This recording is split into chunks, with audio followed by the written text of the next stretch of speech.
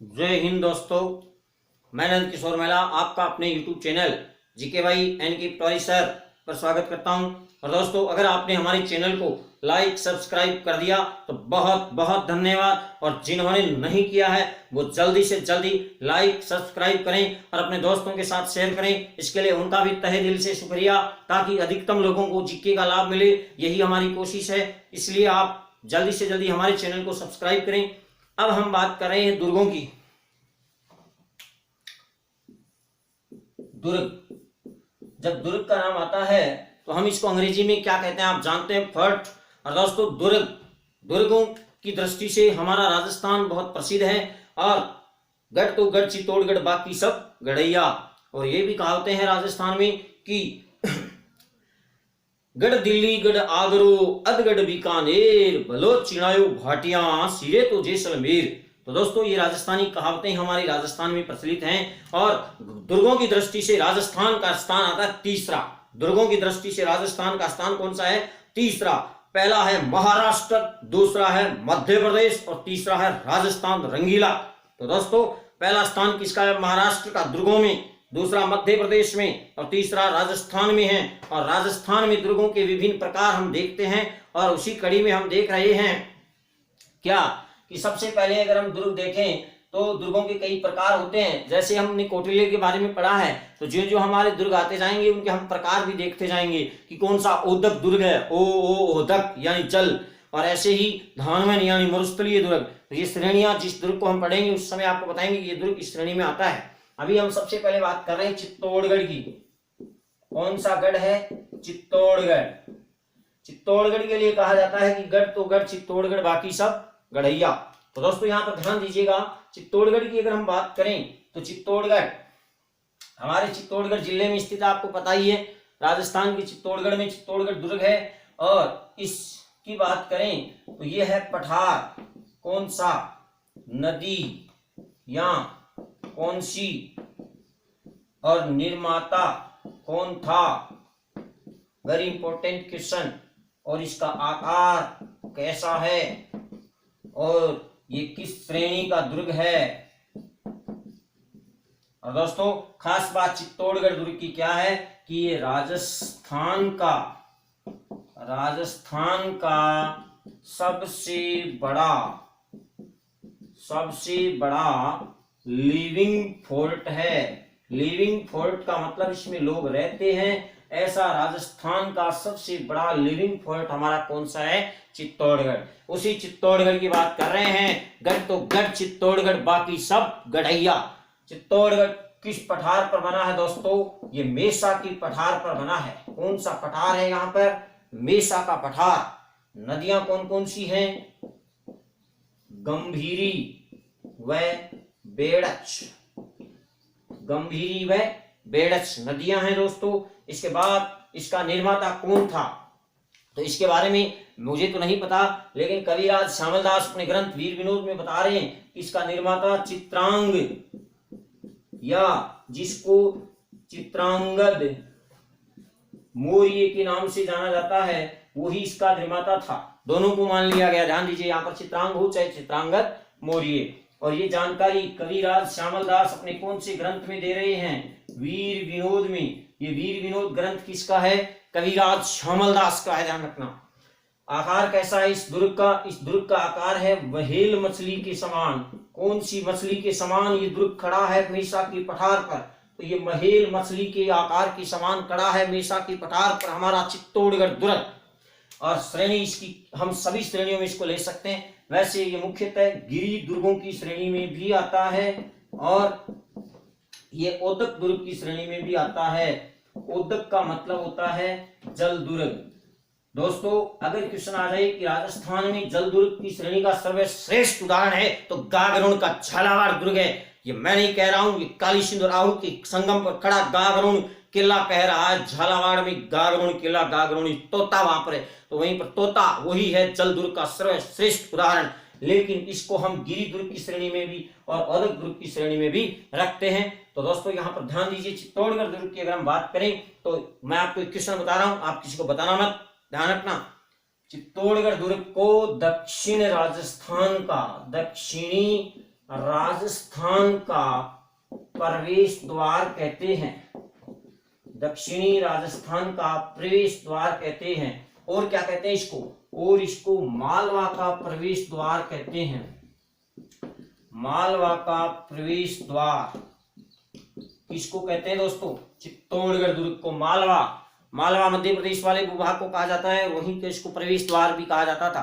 तो दोस्तों ये वेरी इंपॉर्टेंट, एक सामरिक दृष्टि से महत्वपूर्ण दुर्ग था, और इसीलिए बताते हैं इतिहासकार कि इस चित्तौड़गढ़ दुर्ग की अगर हम बात करें तो बप्पा रावल नाम आपने सुना होगा, ये महान वीर था Bappa Rawal.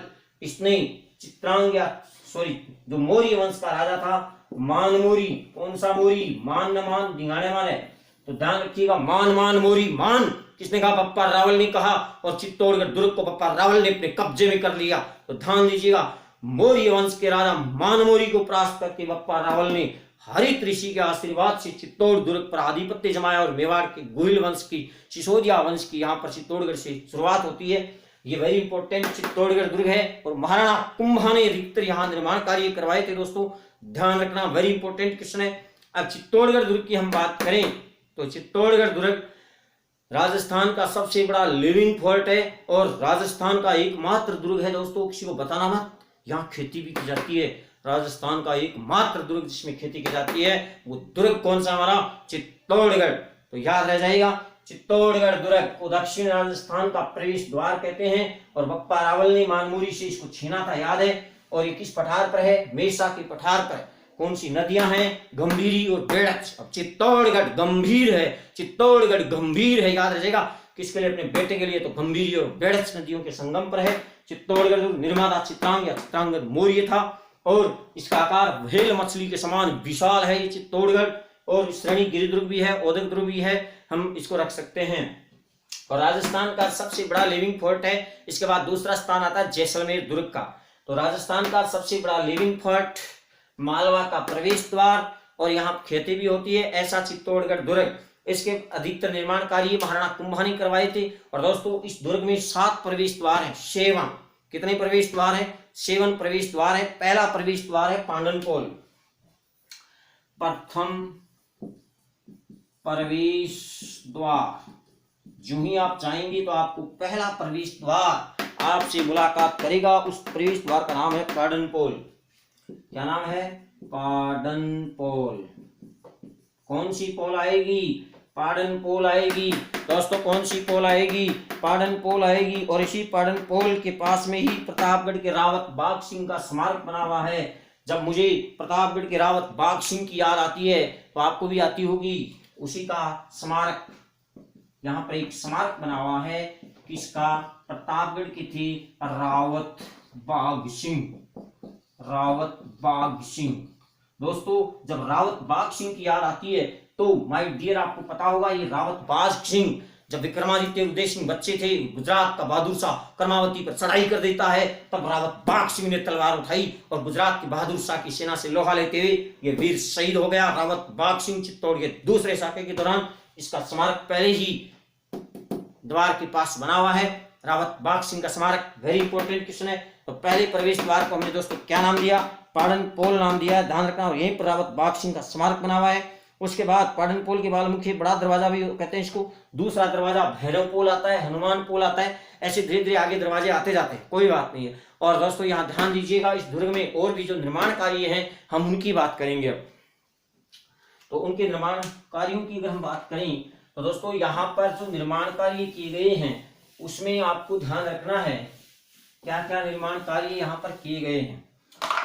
Very important question रहता है चित्तौड़गढ़ के दुर्ग में निर्माण कार्यों में हमारा क्या वो है, हमारा चित्तौड़गढ़ दुर्ग में मुख्य स्मारक है जो यहीं पर उसी के पास में बना हुआ है हमारा क्या, एक पता आपको 1437 ईस्वी में सारंगपुर युद्ध की स्मृति में, सारंगपुर युद्ध की विजय स्मृति में महाराणा कुंभा ने क्या किया था, खड़ा किया था चित्तौड़गढ़ में, जो आज तक खड़ा है दोस्तों।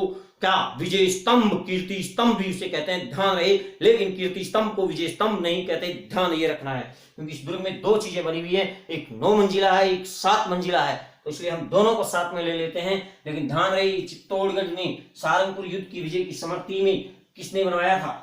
महाराणा कुंभा ने बनवाया था, और वही इस दुर्ग की क्या है? शान आन बान है, वही क्या? विजय स्तंभ। दोस्तों यहाँ पर हम सबसे पहले बात कर रहे हैं विजय स्तंभ की, और जब मैं विजय स्तंभ की बात करता हूं तो विजय स्तंभ को हम क्या भी कह सकते हैं? कीर्ति स्तंभ भी कहते हैं, क्योंकि इसके निर्माण से कुंभा की कीर्ति चारों ओर फैल गई थी। इसके निर्माण से कुंभा की कीर्ति चारों ओर फैल गई थी। मांडू के सुल्तान महमूद खिलजी को परास्त किया था सहारनपुर के युद्ध में, उसी विजय की स्मृति में ये कीर्ति स्तंभ खड़ा किया गया। और दोस्तों इसकी अगर हम बात करें तो ये कितने मंजिला है? ये 9 मंजिला है, 9 मंजिला। और दोस्तों ये भी ध्यान रखना कि चित्तौड़गढ़ का जो दुर्ग है विजय स्तंभ, जो 9 मंजिला है, और इसकी ऊंचाई कितनी है? 120 फीट, 120 फीट ऊंचा है। दोस्तों कितने फीट ऊंचा है? 120 फीट ऊंचा है। और इसे मूर्तियों का अजायब घर कहते हैं, मूर्तियों का खजाना कहते हैं, और हिंदू देवी देवताओं का अजायब घर भी इसको कहते हैं। किसको? विजय स्तंभ, कीर्ति स्तंभ को। अब बात आती है कि इसका प्रशस्तिकार कौन था, तो इसके प्रशस्तिकार कौन थे आपको पता ही है, वो जैता थे। मुख्य थे कौन? जैता। और जैता के साथ में कौन थे? वो थे नापा, और कौन थे? ऊंजा। ये इसके कीर्ति स्तंभ रहे हैं क्या? बनाने वाले शिल्पी मुख्य। तो जैता थे, ध्यान रखना, जैता ने बना दिया विजय स्तंभ, कीर्ति स्तंभ, 120 फीट ऊंचा और 9 मंजिला। कितनी मंजिला? 9 मंजिला, जिसमें 157 सीढ़ियां हैं। इसमें सीढ़ियां कितनी है दोस्तों? ध्यान रखना, सीढ़ियां हैं इसमें, बराबर क्या हो जाएगा? 157। याद रखना, 157 सीढ़ियों वाला विजय स्तंभ, मूर्तियों का अजायब घर। और राजस्थान पुलिस और माध्यमिक शिक्षा बोर्ड का ये क्या भी है? प्रतीक चिन्ह भी है। दोस्तों आपको याद है, राजस्थान पुलिस और माध्यमिक शिक्षा बोर्ड का क्या भी है? ये प्रतीक चिन्ह भी है। और दूसरा एक कीर्ति स्तंभ अलग है, वो जैन आदिल शाह ने बनाया था, और वो आदिनाथ को समर्पित है कीर्ति स्तंभ।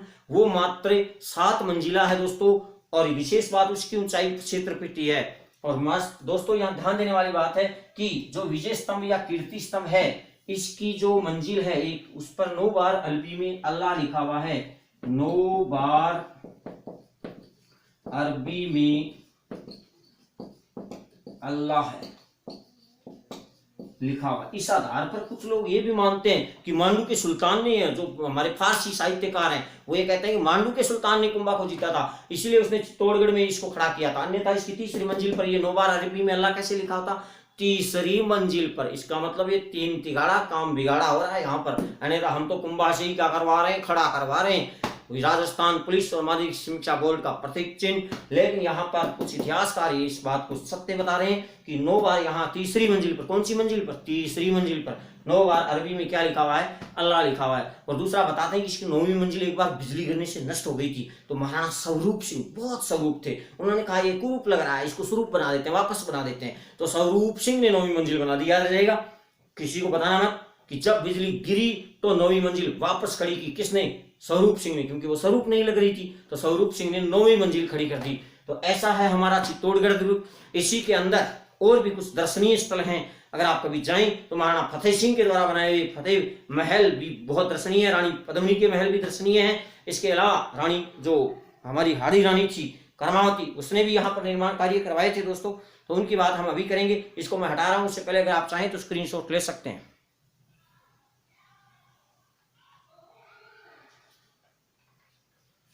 अब दोस्तों हम बात कर रहे हैं कि चित्तौड़गढ़ दुर्ग में कुछ अन्य मंदिर भी बने हुए हैं, जैसे श्रृंगार चौरी भी है, सतविश देवरी भी है, श्रृंगार चौरी भी है और सतविश देवरी भी है।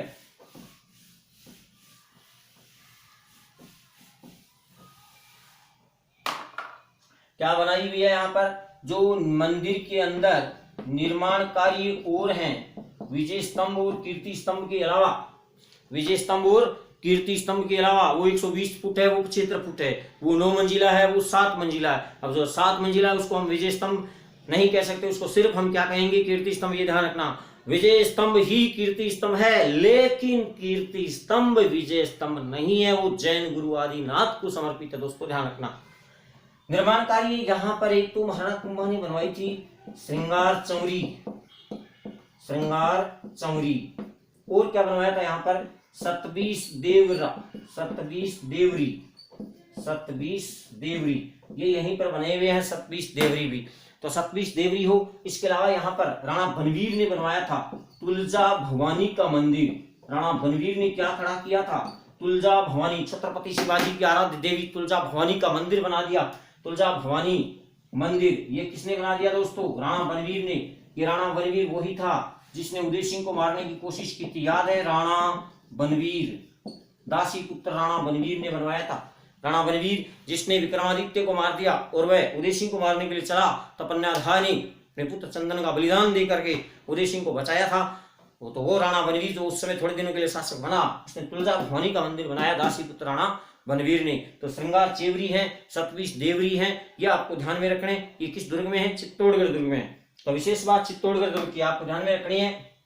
श्रृंगार चौरी भी बनी हुई है, क्या भी बनी हुई है, श्रृंगार चौरी भी बनी हुई है, सतबीस देवरियां भी बनी हुई है, और यहाँ पर वेरी इंपॉर्टेंट राणा बनवीर का तुलजा भवानी का मंदिर भी बना हुआ है। और दोस्तों यहाँ पर ध्यान देने वाली बात यह है कि यहाँ एक कालिका माता का मंदिर भी बना हुआ है और एक समिधेश्वर मंदिर भी बना हुआ है। समिधेश्वर मंदिर, ये वेरी इंपॉर्टेंट मंदिर है, इसको मोक्कल का मंदिर भी कहते हैं दोस्तों। समिधेश्वर मंदिर या कुंभा का मंदिर या इसको मोक्कल का मंदिर भी कहते हैं, ध्यान रखना, वेरी इंपॉर्टेंट क्वेश्चन है ये। समिधेश्वर मंदिर, मोक्कल का मंदिर, कालिका माता का मंदिर, ये सारे निर्माण कार्य किस दुर्ग में है, चित्तौड़गढ़ दुर्ग में है। और इस दुर्ग में 3 शाखे हुए थे, वो हम अगली बात में देखेंगे। इतिहास के अंदर होते हैं 3 शाखे।